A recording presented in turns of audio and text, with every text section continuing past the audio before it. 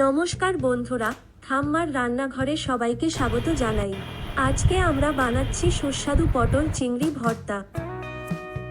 প্রথমে আমরা পটলগুলো খোসা ছাড়িয়ে ছোট ছোট টুকরো করে কেটে নেব।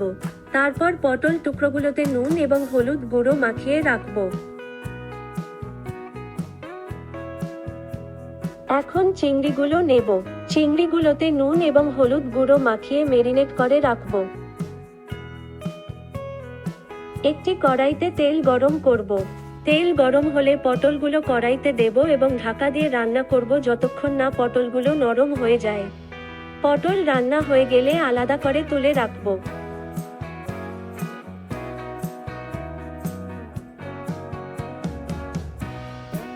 আবার কড়াইতে তেল গরম করব। এবার তাতে শুকনো লঙ্কা দেব এবং একটু ভাজবো। এরপর রসুন কুচি দেব এবং ভাজবো। তারপর পেঁয়াজ কুচি দেব এবং ভাজবো।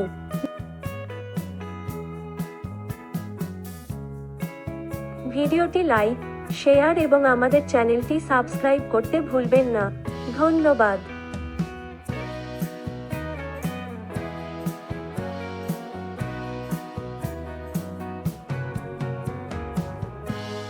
নুন দেব এবং পেঁয়াজগুলো সোনালী বাদামি হওয়া পর্যন্ত ভাজবো। এবার মেরিনেট করা চিংড়ি কড়াইতে দেব এবং চিংড়িগুলো রান্না হওয়া পর্যন্ত ভাজবো।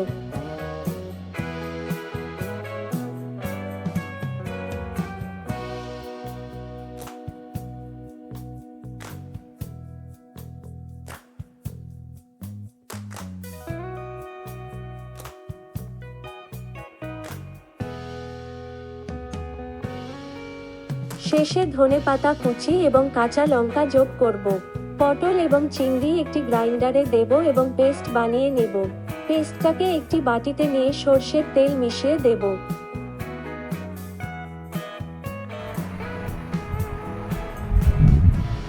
পটল চিংড়ি ভর্তা তৈরি।